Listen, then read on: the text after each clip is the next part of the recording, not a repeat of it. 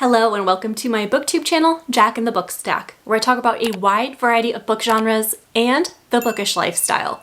If you love reading, if you love the bookish lifestyle, if you love different kinds of books, then please be sure you are subscribed because I think we could be friends. Today I want to talk about palate cleansers. And now this is a really subjective term because it depends on your individual reading style. For me, if I read a lot of the same genre and tone, I can get burnt out, and that's when a palate cleanser can be very helpful. I find it a lot of times by switching up the genre or the tone of the book, but there is another way to do it. And so I have 5 books picked out here that come from different genres, but they have one thing in common, and that is kindness. These books have characters that ooze kindness, because whether you're a fantasy reader and you're reading about a lot of war-torn kingdoms and all your favorite characters are dying, or perhaps you are a dark romance reader, which after reading a few of those can skew your sense of reality just a little bit, and maybe you can't get through any conversation without finding innuendos and that's what she said kind of jokes, so you need to reconnect with reality a little bit. Or perhaps you are a fiction reader and you're reading a lot of really emotional stories that pull at your heartstrings and make you cry. Either way, I think these 5 books that have a theme of kindness will really help cleanse your palate and then get you back on your reading journey with some of your favorite reads. My first recommendation for a palate cleanser is Convenience Store Woman. This is by Sayaka Murata. It is translated from Japanese. It is a extremely character-driven story.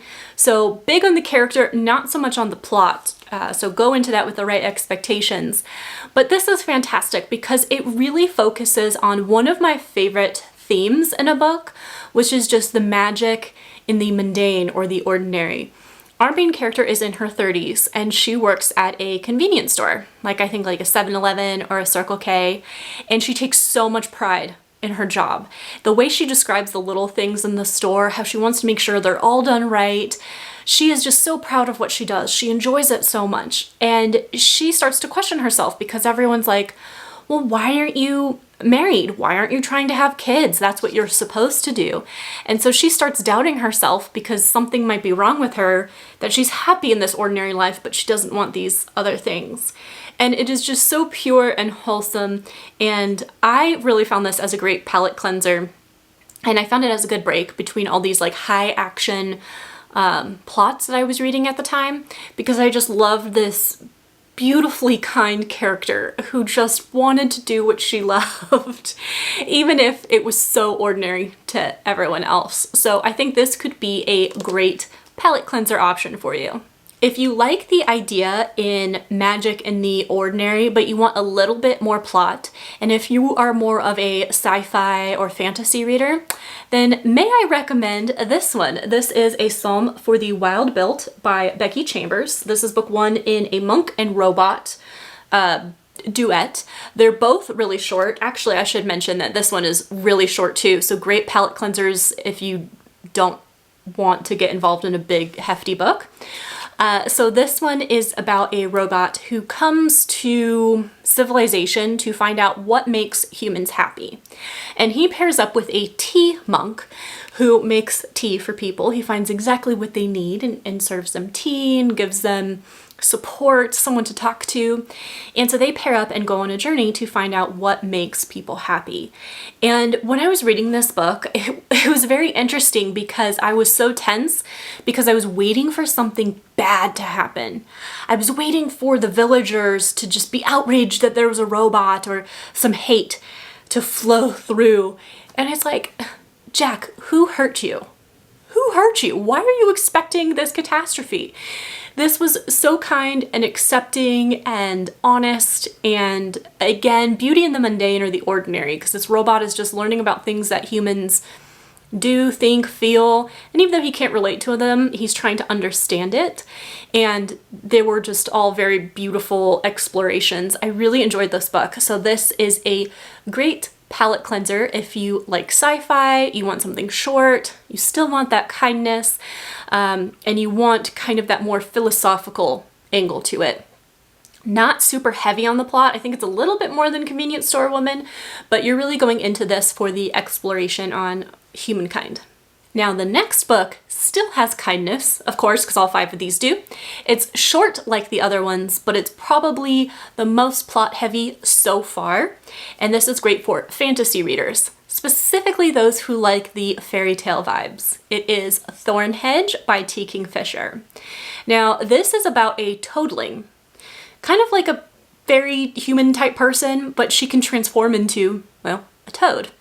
And she is guarding this castle or this tower that's surrounded by a thorn hedge.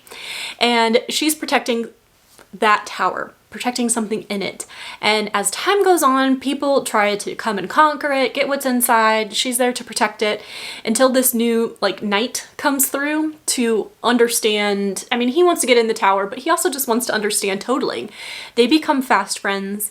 And so their friendship is where the kindness is. I love their interactions. They're so cute and kind. I mean, how many times can I say kind in this video? You get the theme, right? It's super short, and so it's very interesting what she's guarding in the tower, why, how they interact. Their friendship is just what I really enjoyed. So this was a great time, great palate cleanser if you're still wanting an engaging plot. You don't want anything too heavy. You just want to have a magical good time. Next up, I have a contemporary fiction. It's a little bit longer, but it's probably one of the most adorable books that I've read in 2023. It is The Wishing Game. This was a great palate cleanser for many different reasons. I still found it very whimsical and charming and heartwarming, heartbreaking too. I mean, I did still cry in this one, but I cried because of the pure honesty and love that was in this book. So this is kind of inspired by Charlie and the Chocolate Factory. We have a young woman who is a teacher's aide at an elementary school, and there is a student at the school, I think he's a first grader, and he cannot catch a break. He is in the foster care system after a horrendous loss of his parents, and this woman wants to adopt him. They really want to be a family, but she's not in a financial position to do that.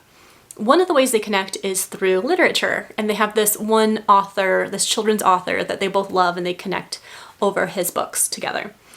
This author had mysteriously stopped writing, and now at the start of this, he announces that he has written one book, and he is going to have like a competition of riddles and games for a handful of people. Whoever wins gets to take the book and they can do whatever they want with it. So she can sell it for a lot of money because he has a huge following, and then be able to adopt this boy. So she goes to his island, the author's island, to compete for this book. I love the riddles, the games, the whimsy of it all. And this was another one that I was reading it and I was so invested in these characters. I was so scared for them and I was waiting for something horrible to happen. And I mean, there's conflict in the book, right? It's not like there's not conflict, but there's just overwhelming kindness and found family and togetherness that was so nice, so heartwarming. So like I said, I cried a lot during this. It was still emotional, so this would be great for those readers that like fiction, that like a little bit more of an emotional read. But again, so much kindness, and you cry for happy reasons.